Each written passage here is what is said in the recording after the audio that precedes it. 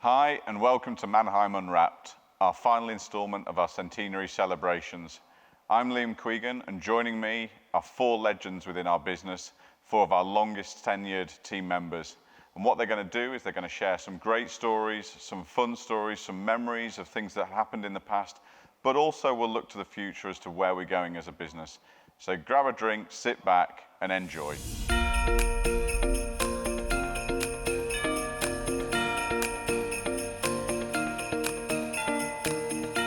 So welcome guys, welcome to today's celebration of Mannheim at 100 years. What we're going to do today is we're going to talk about many of your stories from the collective over 100 years worth of experience that you have within our great business. You're true legends of Mannheim. So I'm looking forward to hearing some great things out from those dim and distant past and maybe some more recent changes that have happened as well. Adrian, as our longest tenured team member today on this momentous day. I'd like to hear from you on what Mannheim was, what it felt like the day that you joined.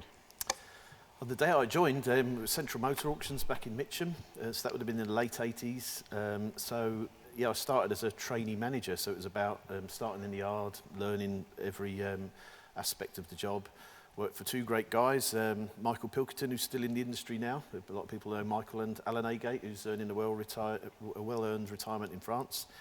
But first day I drove an automatic car for the first time. The second day I drove an LCV, and on the third I drove an HGV. So that was a real interesting start at the age of 18 or 19 years old I was. And what was the auction world like back in the day? Different, yeah. Exciting, I would say. So, especially back then, there wasn't the filter, the internet wasn't around, so everything came to auction. We got a lot of stock from the banks in the city at the time as well. And you were valuing everything, so pretty much at that early age, I was valuing all the cars that were in the sale and pretending I knew what I was doing, but learning fast. Wow, yeah, I can imagine. And Stuart and Ian, you both joined onto the rostrums as well, but Louise, you didn't. You joined and went straight into kind of customer service and so on. And so talk to us a little bit about your early days in the business. So basically I started back in 1996 as an office junior, so basically serving customers at the front counter, doing admin and everything else.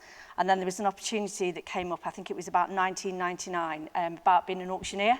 But at the time, they was only asking the men to do it. The women was not asked to be an auctioneer. So I thought, you know what, I want to have a go at that. So I did, and luckily I passed my auctioneer exam in 2000. And yeah, loved it, absolutely loved it. It's brilliant. And was that in Mansfield? It was in Mansfield, yeah. We're very proud of that site and still doing very well today. Yeah, 25 years later. And what's your role now, Louise? General manager. There you go. So starting on customer service and now general manager of one of our great sites. So that's fantastic. Now, Ian, you obviously were one of our competitors before here, but you joined Mannheim. So what, some years ago, what's so exciting about it? What do you love about this place? Well, I was going to reflect back on what Adrian said. So I started working for a competitor auction in 1984. It's almost impossible to believe, but it's the truth. And I remember, and I'm sure Adrian will sort of see this as well on the sort of first day, just how chaotic everything seemed to be. We used to handwrite entry forms. There certainly wasn't any internet. Just taking details from people was quite challenging. And some of the ambitious prices that they were hoping to achieve, some cases they did, some cases they didn't. But that was really crazy times. And I remember on the first day thinking, I'm never going to see a second day because it's just bedlam. But everybody knew what they were doing, and that was the fun and excitement. Leaving them to join Mannheim in 1995, I'd sort of established a career as a general manager there, so I went straight in as a general manager. But I just remember it being very exciting because there was just a buzz in the air from people from various parts of the industry, some from other auctions, some within the auctions that we were in the process of purchasing. And it was just so exciting. There was just a buzz in the air, a can-do attitude that thankfully still exists today. So that's great. Yeah. But you're basically putting a show on, aren't you? So there'd be that chaotic element, and the place will be full. And it's the preparation has to be right. Late nights, show on. Sometimes the show goes well, and you have a good sale. Everyone goes away happy. Sometimes not. But then that's what, you know, that team ethic of putting that show on, then the result you get from that show is where the buzz comes from. Yeah, it has and then to the happen. characters that were just in that environment. We'll come back to that, I've no doubt. So, Okay. well, the show must go on, but we've seen that even like every year that goes by when we get thick snow and the show goes on. You know, a lot of other businesses, they close down for the day, they send their employees home. Our team, they all step up to the plate, let's get an auction going, let's make it happen. And that's the big difference. Yeah, absolutely. So as an auctioneer still, in fact, all of you have been auctioneers at times in your roles, but Stu, you obviously continue to auctioneer in the LCV world. And, you know, one of the key things about being an auctioneer is, you know, it's a showmanship, it's being the ringmaster, it's being that person who brings all the razzmatazz to an auction. So talk to us, Stu, as one of our most experienced auctioneers, what it's like. I think it's like the best part of the job, Liam, honestly. You know, you can't beat the buzz of being up on a rostrum and selling vehicles at the end of the day. It's great fun. There's obviously, it's very different these days, particularly in the commercial vehicle world with all of our sales being online.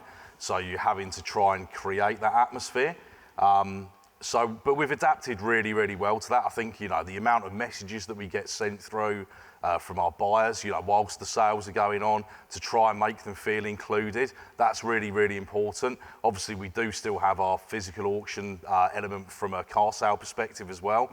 And I must admit, I have said to Andy, well, I've done one Thursday night sale at Colchester, and I loved it. To get that bit of physical fix back as well was fantastic. But yeah, it's just, you know, how we have adapted has been fantastic since COVID, but you know, we're always trying to pull those rabbits out of the hat, and you still get a buzz every time you sell a vehicle. It's brilliant. Yeah, it's fantastic.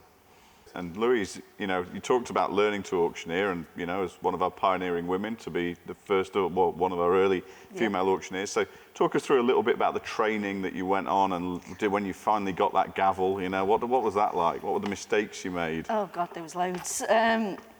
I suppose to start with, I think there was probably a group of about 10 of us that had to go through the programme. So it was kind of, most of the training was actually at Birmingham site. So it was just basically just going through it and going through all the entry forms. And yeah, there was a lot of mistakes and everything else. And the very first time, like going on the rostrum, it was very like kind of nerve-wracking, because it was like, you're a woman, you shouldn't be auctioneering. And you did get comments like that from men and vendors. But then after a bit, I think the kind of knew you knew the ability and everything else, and they trusted you. And it took probably a little bit of time for it to do that, but after that, it was there. So, and I think, you know, if people want to do it now, and being a woman, then just go for it. Absolutely, absolutely. And just the way that auctioneers speak. So I'm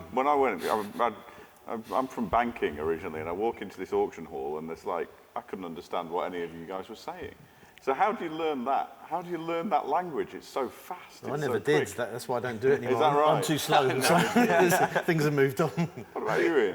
I think a lot of it's self-taught, isn't it, really? Is. And you Yeah, pick I think up so. your styles from other auctioneers as well. I think there's an element of for that. sure. I mean, ultimately, I think it's just about having the confidence to be able to get up there and pick a definitely. microphone up. As long as you can do that and count, you're halfway there. And the rest of it sort of falls into place, I Yeah. I think, would say doesn't it's it? an easy thing to do, but it's a very, very hard thing to do well. Yes. Yeah. So, and so Very that true. speed of, you know, the auctioneer speak isn't totally necessary. You just got to be clear. And actually, these days, especially, you have to do a car a unit every 50 seconds or so. So that's the bit that retired me.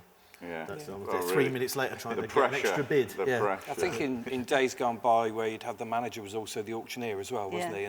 And whilst we'd be going through the cycle of the numbers, what the people wouldn't realise, you were thinking, where's the next car? That's not come through. It looks like there's a mistake on this entry form. That guy owes me some money. Yeah. You know, there's all these things going on in your mind. It's really buzzing at the same time, but Exactly right. you're still working your way up from £2,000 to 3,000 or whatever. So. Yeah, I can imagine it. Well, it seems very stressful to me. It's far too pressurised. But just in terms of going back in the day as well, talk to us about some of the vehicles that you've seen, some of the interesting stuff. I'd love to hear about the one with the pedals the wrong way around. Okay, yeah, that's an interesting one. So I was having a chat with a motor trader at an auction, and we were stood by a Bentley Arnage, so that sort of half dates how old this is as well. And I noticed it was on a very cheap 2-foot square paving slab, but I thought all the weight of that Bentley might crack the slab. So I said to one of the yard guys. I said, hey, Pete, can you move the Bentley? No problem at all, he said. And he jumped in the car and started it up and looked back over his shoulder to reverse the car away, which was great. And he had his foot covering the brake. And as he put his foot on the brake, it then dawned us there was a bit of a problem because the accelerator and the brake pedal had been changed round. So this Bentley just launched backwards into our beautifully lined up rows for the following day's sale. Damaged 11 cars. And the worst bit was he panicked and put his foot even harder on the brake, which was the accelerator. And this Bentley did quite an impressive burnout for a large car as well. But it all came good at the end. What about some other vehicles you've seen, Stuart? What about in the LCV world? Oh, God, what have we seen, Liam? I'll tell you, I think one of my favourite ones, believe it or not, we had a batch of Sea-Doo jet skis. Right. Remember, they created such a buzz, honestly. Like, they were fantastic. I'd have loved one of those.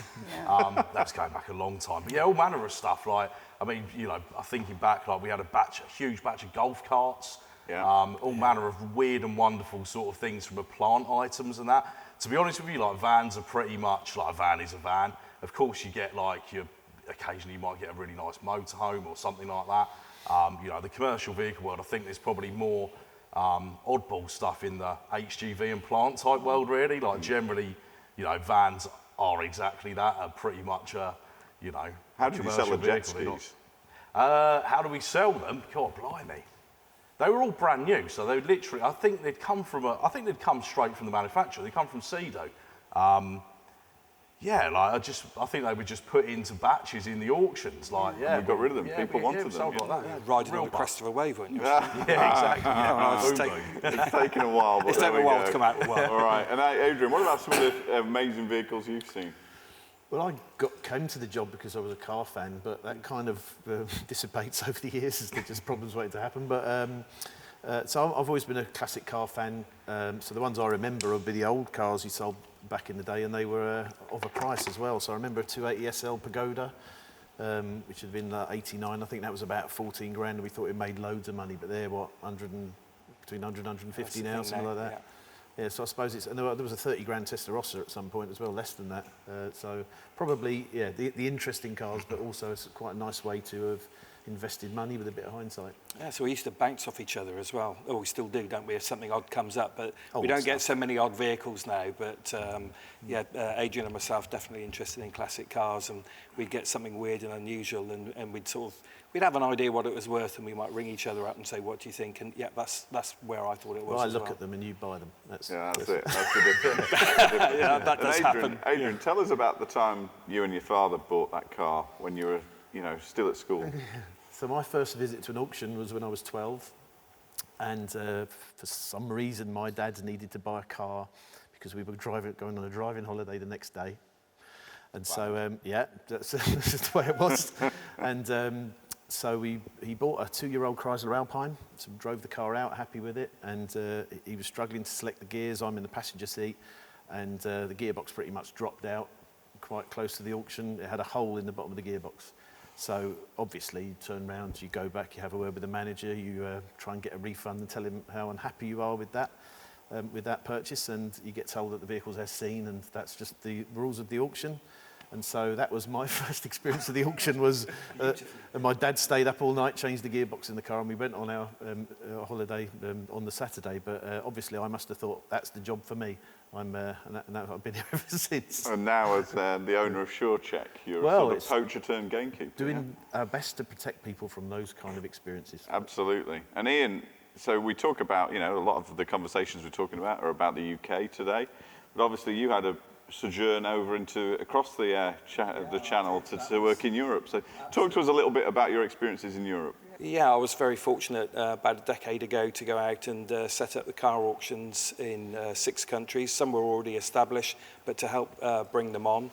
And I think the most important thing there is to understand that not one size fits all. And so you've got various different cultures. The easiest way, I would say, is the English people, when they're buying a car at a physical auction, will stand around the car, they wave their hands, they put a big show on, etc. My first place was Portugal, and they're very reserved. They sit in seats. They won't put their hand up until they see somebody else put their hand up, and then so you've got to understand that that's how people will behave. Just some, fantastic times and some really interesting auctioneers. We used to subcontract in a couple of countries the auctioneer rather than have our own auctioneer. And I remember speaking to a real cool guy for Italy. I said, how's things going? He said, I had a great sale yesterday. I sold 500 coffins. So, okay, that's a little bit unusual. And then when we were doing the auction in Belgium, we had a French auctioneer over, and he seemed very full of his own importance. So I thought I need to break this down a little bit and understand a bit more about what his skill sets are. Oh, what have you auctioneered? And he said, well, I've auctioneered cars and commercial vehicles, houses, oil tankers. Okay, you can auction for us. Yeah, I think he was well qualified. So a whole mixed bag of people. It's great that we're now really focusing back into Europe again and getting that rolling. Some great people out there, some great cultures and great opportunities as well. So fantastic. So Louise, we often talk about, kind of Mannheim being like a family. Obviously within Mansfield, you've actually got several generations of the same family and so on. But just explain to me how you feel about the people you work with and, both within your branch, but also more broadly. What's it been like to work for Mannheim? It's been, to be fair, it's been an amazing place. I mean, I've worked here now for 25 years and, for 1 minute when I first started there, I didn't think I'd be there, 25 years later. And you're right, at the branch, it's only quite a small team. We've got people that have been there for 10, 15, 20 years as well, long service, and everybody does everything to help everybody. And there's a wider range, I suppose, of the auctions and everything else. Everybody's there to help you. There's so much teamwork, and you can ring anybody, and anybody will help you. So, yeah, I mean, it's a great place, Definitely recommend it. Fantastic. And Stuart, what about you? You're the youngest of our panel today, but you have still been here a long time. Obviously man and boy. Yes. What keeps you here? To be honest with you, Liam, I mean, look, I'm coming up for 20 years, and I can't imagine working anywhere else. I genuinely can't. Like you say, man and boy, it feels like that. I'm really proud of how my career has progressed. I started off moving vehicles around in the yard at Colchester, and then moved into the commercial department. How that sort of how my career has progressed has been, I'm really happy with it. Really love working for the company, and it is the people. No matter what, whether it is the staff, whether it's the customers as well. I think we have got the best people in the industry without any question of a doubt. I genuinely think the skill set as well that we've got across all of the departments is fantastic. To your point, Louise, I think there's always someone that you can rely on, or you can pick the phone up to, however that may be, that that we've got every base covered, if that makes sense, throughout the organisation. I think obviously I work currently within the commercial vehicle department, which is a small team. We have got a really small, small team of 4 of us in that, and it's nice working within that team. It's quite specialised in what we do, but the amount of support that we can give to the business, the wider business as well, is fantastic, and it makes it such a great place and a great fun place to work. That's fantastic. And over time, we've had a few famous people come into the auction halls, and I believe the much-loved Murray Walker was involved at one point. So, Ian, talk us about your experience with the legend. The very famous Formula One commentator, Murray Walker, no longer with us, but yeah, absolutely a legend. So we decided it would be great to have a celebrity come and open our auction up at Bristol in 1996. So there's a big hoo-ha that we were going to get him. We knew it would attract more people. And everybody was quite excited. Murray Walker, total gentleman, very professional, really wanted to do well. Did a great starting speech, and then he said, I'd like to do the first vehicle, which was a surprise because we had auctioneers ready to do the first vehicle. So we thought, why not? What a bonus. And I can remember, because it's just so clear to me now, it was a red 3 Series BMW with 88,000 miles on the clock. There's a memory. There's a memory. And the fleet company who was selling the vehicle, the chap was behind representing us. Oh, fantastic, Murray Walker's going to offer my car. And he read the description. It was all looking good. And he said, no, 88,000 miles with a full service history. Now, that's really important because a lot of these cars get clocked. And the house just fell apart. We were all like, Murray, no. Even away from Formula One, he could do Murrayism or whatever we Murrayism, call that's them. right. Yeah, They're yeah. called. I And can what hear about that you, voice now. Adrian? I believe that you were also there at the opening of our Wimbledon site when we had a famous stunt driver putting on a show. We did. We had all our customers up on the roof at the opening of Wimbledon, and there was a famous advert at the time where an Austin Montego would go up on 2 wheels, and then this guy called Russ Swift would do a parallel park. And I think I just looked it up recently. His record was to parallel park between 2 other cars with a 30-centimetre gap, something like that. So I was in one of the other support cars, and he was waving me in as the gaps were getting smaller as he was parallel parking and skidding this car around the roof. But I do remember, so it's unusual. I didn't thought about that for 30 years or whatever it is. But you think back on that now and you wonder if you'd really get away with the risk assessment that would go with that, with the 2-wheel car parallel parking and the customers being Load of around. customers around, yeah. But yes, that's one way to launch a site. Yeah, well, it's still there today. So, Ian, you've worked at lots of our sites as well, and you've general managed on a number of those sites. Just for fun, you know, which was your favourite site and why? Probably going to say my first, but you know, anybody that's worked at any auction that I've managed, they know I'm still very fond of that auction. Which one's that? Well, all of them. You know, so whether it's Birmingham or Bristol, you know, if I've been a general manager or Gloucester, I just have a fondness. I want the site to do well, even though I sort of left and long gone. And it's always nice to go back and see it doing well. So I'm going to say I haven't got a favourite, because if I say I've got a favourite, the phone will light up before Christmas Day. And, You're asking someone to choose which is their favourite kid. Yeah, That's what you're doing. yeah. I do have a favourite kid. No, but that's great. I mean, I think the point is that our auction sites are all dear to us. They've all done great business for us and helped our customers over time and so on.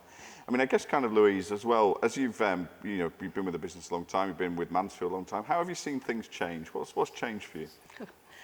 I suppose the biggest thing is the technology, really, and you know, the simulcast and everything else. Obviously, years back, obviously we didn't have any simulcast or anything like that.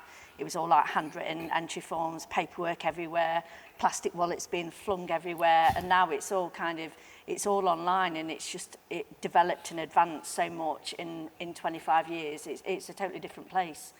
I mean, the characters haven't changed, you know, all your traders and everything else, they're like, you know, the same people and everything else. But yeah, I'd say technology is the biggest thing. One thing that's easy to do, though, is to go back and look at everything from 30 years ago, physical auctions, and think that everything is better, rose-tinted spectacles.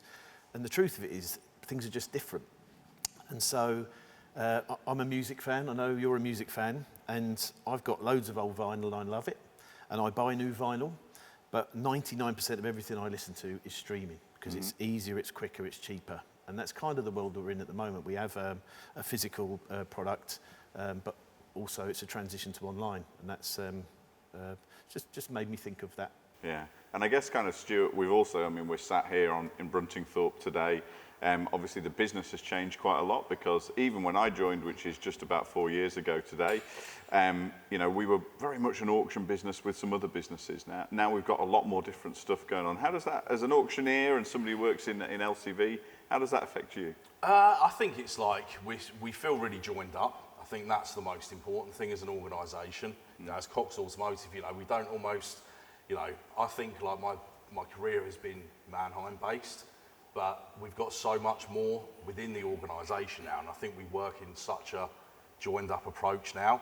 You know, I mean, I think looking at dealer auction, for example, you know, this is just one example, but last week, you know, I sat on a call with Dave Pretty and one of the developers there, looking to help support them with some LCV knowledge, just things like that, you know, and would that have been able to have happened prior to COVID? Now we live our life on Teams. Does that make sense? You know, the ability to be able to work that way is fantastic, and yeah, it just feels like we just really are very joined up as an organisation, I think, Liam. Yeah, it's good. It's a really good space.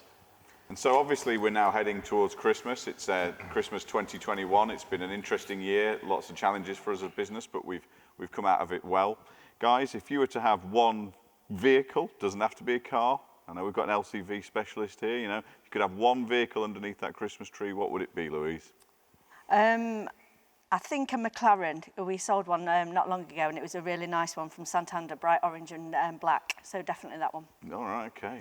What about you, Stuart? I think it would have to be a double cabin van of some sort, because I'd be able to get my daughters in the back seats and more importantly, my fishing gear in the back as well. So a transport or a custom, I guess. Some practicality ticks the boxes. I like this. Yeah. I like this. What about you, Ian? Probably not so practical, I think. What a surprise. What a surprise indeed. So I'd have to go for something unusual that, unless I get a lottery win, I wouldn't be able to afford. So I'll go for a Pagani Zonda. The nearest I've got to that is I decided to name our horse Zonda because I thought that's as close as I can get to having one at home. So yeah, I'd go for one of those. What about you, Adrian? Something that an E-Type or a DB5 or something is like an obvious answer, but I like an old Citroen SM and probably a local garage to look after it. That would, I don't know what a Citroen SM is. yeah, it's a Maserati engine thing, but just quirky and weird. Okay. Like Ian. Well, I was just going to say, like Aid. yeah.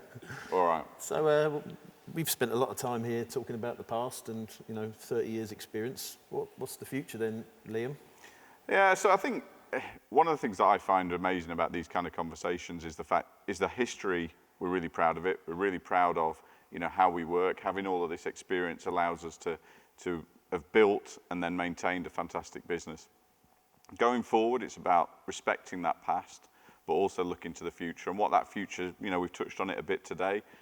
Clearly, what digital means for auctioneering, both within Mannheim and wider across the industry, we still need to learn that and evolve that and so on, but I think that's going to be a big part of what we do.